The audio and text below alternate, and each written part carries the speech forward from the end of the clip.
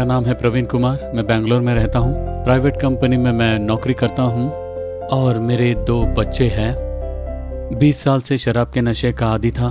पहले तो बस यूं ही दोस्तों के साथ शुरू की, पर बाद में वो काफ़ी बढ़ गया। एक पूरी बोतल ख़त्म करने के हद तक मैं पहुँच गया था। सुबह से लेकर शाम तक बस वो शराब में डूबे रहते थे। काम पर जाते तो वहाँ से लौटने पर भी पीकर ही आते। अब जैसे सुबह उठकर दांत मांजा जाता उसी तरह मैं सुबह उठकर पीने लगता। सुबह का नाश्ता मिले ना मिले मैं शराब जरूर पीता। शराब पीने के बाद वो मुझे पीटते भी थे। जितना भी कमाते थे वो आधे से ज्यादा शराब में उड़ा देते।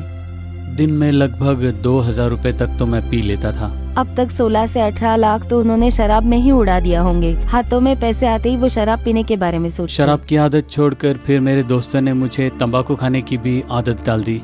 वो मुझे बहला फुसला कर तंबाकू खिलाते थे। अरे ये तो दोस्तों के बीच में सब चलता है। मैं भी बस दोस्तों के कहने पर उसकी शुरुआत कर दी थी।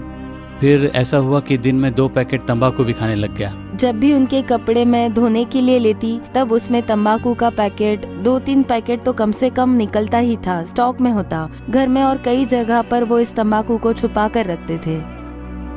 उनके शराब की आदत से और तंबाकू की आदत से परिवार में बिल्कुल भी शांति या समाधान नहीं था। मन में किसी भी शांति के बिना ही हम लोग अपना जीवन जी रहे थे।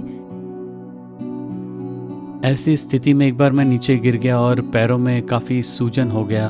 फिर जब मेरे दोस्तों को इसके बारे में पता चला, उन्होंने कहा कि चलो हम तुम्हें एक जगह ले चलते हैं, ये तुम्हारे पैरों में जो सूजन है वो कम हो जाएगी। वहाँ जब हम गए वहाँ पर काफ़ी तांत्रिक लोग बैठे थे और उन्होंने कहा कि किसी ने तुम पर कोई जादू टोना कर दिया है। मुझे तो कुछ सच नहीं लगा। फिर उन्होंने एक तावीज़ दी और कहा कि इसे अपने हाथ में रख लीजिए या जेब में रख लीजिए, इसे पहनकर जा सकते हो तुम।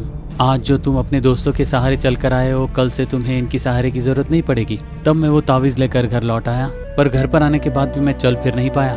कहीं पर जाना होता तो मेरी पत्नी ही मुझे संभालती। मेरे दोनों और किसी को खड़े रहकर मुझे सहारा देना पड़ता था। अगर उन्हें किसी भी समय बाथरूम में जाना होता तो भी उनके साथ में किसी का होना बहुत जरूरी था। अकेले ना तो वो खड़े हो पाते थे ना ही चल पाते थे। अगर खड़े होने का प्रयास करते तो नीचे गिर जाते। इसीलिए उन्हें सहारा देने के लिए किसी न किसी को उनके साथ हमेशा रहना होता था।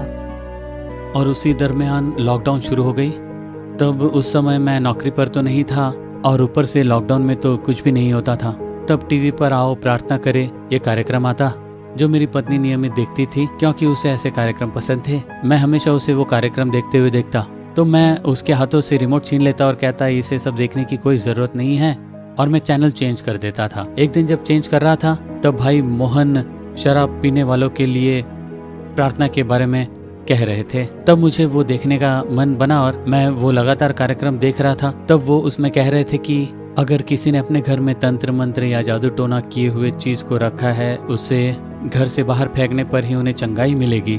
मैंने जैसे ही उनके शब्द सुने मुझे अंदर ही ऐसा लगा कि अरे हाँ, ये तो बिल्कुल सही कह रहे हैं। तो मैंने उसके बाद तुरंत सब कुछ फेंक दिया और फिर प्रार्थना करने लग गया था।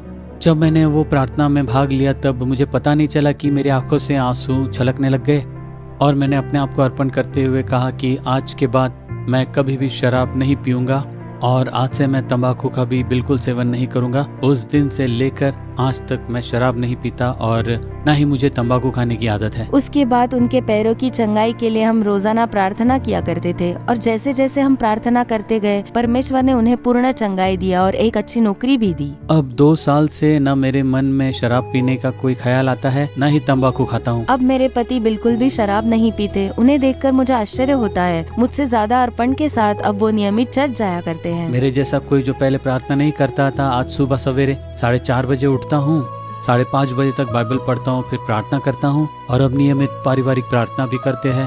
पारिवारिक प्रार्थना के बाद ही हम हमारे दूसरे काम करते हैं। अब वो हमसे बहुत ही प्रेम भाव से बर्ताव करते हैं और अब हमारा घर परिवार एक छोटे स्वर्ग समान हो गया है। 20 साल के शराब की आदत, तंबाकू की आदत से छुटकारा देने वाले यीशु को कोटि कोटि धन्यवाद।